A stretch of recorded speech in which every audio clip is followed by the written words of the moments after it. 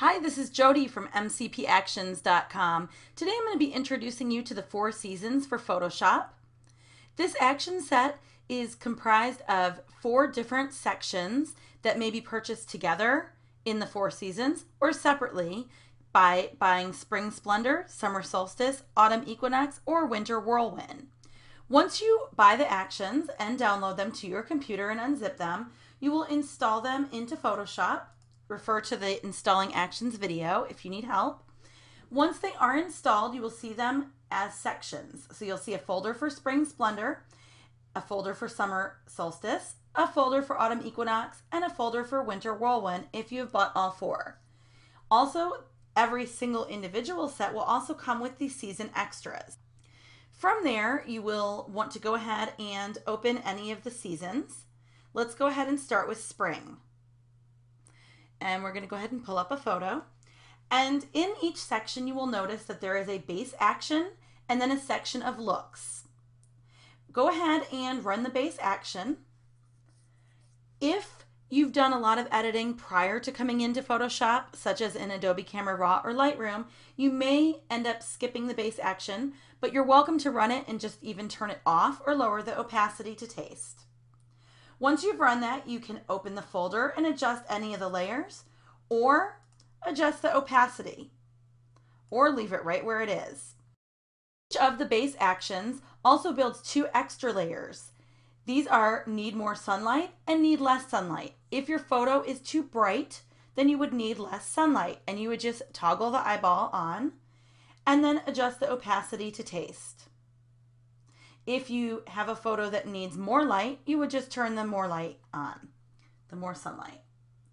Next, you can run any of the looks listed in the Spring Looks section. For example, we could come in here and run Vintage Postcards. Then, once you've run it, you would adjust the opacity to your liking. I'm going to go ahead in here and turn this down just a bit. Next, I'm going to come in and run another one. Let's go ahead and run Antique. And it's a little bit more haze than I would like, so I'm going to also pull this down to 20-something%.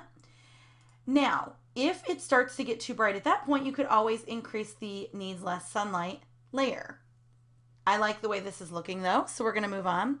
And now we also have the mix and match actions, which we'll explain a little bit later, but those allow you to run all the base plus all the different looks at once. The finishing effects section will help you finish off your images. And for this particular image, we're going to go ahead and run the directional sunlight so you can see that. That one does have built-in directions, but basically it opens up and you're going to pick the sunlight layer you would like and adjust the opacity. So I've picked the right corner angled, and you'll see if I turn that on and off that it just gave some light coming in from the right corner. I'd like to add a little bit of contrast. The spring actions are meant to be hazy and light, but I tend to also still prefer some contrast. So I'm going to go into the season extras and I'm going to run hemispheres, which will add some contrast back. And then if you want, you are welcome to adjust the opacity, of course, of that layer. It looks good to me. I'm going to go with it. So this is our spring edit. I'm going to go in here and you'll also see in the workflow helpers that we've got an action called I snapped, and that will make a snapshot. You're welcome to do that manually in your history palette as well. It will leave you with a snapshot of your image. We are now going to go back to the original and we're going to go into the summer section. I'm going to show you some other items there. So we open the summer folder. So if you purchase the summer section, the summer solstice, you will have this folder. And this time I'm going to go ahead and show you the light mix and match. Each one has a light and a standard, and we're going to run Summer Blend, which is the mix and match for summer. So you'll see the base is on by default, the summer solstice base, and you're welcome to open that and adjust. And from there, we're going to just try a few. Let's go ahead and turn on Sunflower Fields. Then Putting Green, let's go ahead and turn that on. And I'm liking the way that's looking a lot. I want a little bit more depth to this image though. It's summer, I want some bold color. So what we're going to go ahead and do is go into the finishing effects area. And we're going to go ahead and run Summer Burn, which will give you a deep color pop. It won't do it by default though. You do need to paint it on just where you want it. So I'm going to come in here with my brush and start painting it on. You're welcome to lower the opacity, which is up at the top of your brush. You'll see right now it's at 100%, but you can lower that down for a more controlled look. For the sake of the video and keeping this fast, I'm going to leave it pretty high so I can come in here quickly and just paint and show you the look. You'll want to make sure that you're getting close to the edges and not hitting any skin. If you do hit the skin, you'll just want to click your X key, which will inverse your color swatches and basically hide the effect and paint back on the areas where you overspilled. Lastly, I do want to go back into the season extras. And again, I love that contrast. So I'm going to go ahead and run Hemispheres. And there's the completed summer look. Again, I'm going to make a snapshot. I'll show you how to do it manually this time if you prefer it. You go under History and click on the little camera icon. Then we're going to scroll back up to Original and start from scratch again. This time I'm going to be showing you the Autumn Equinox section.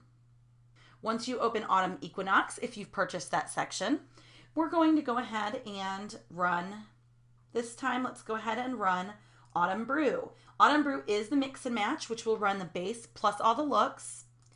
So we've got Autumn Equinox base turned on. Now let's go ahead and turn on Japanese Maple.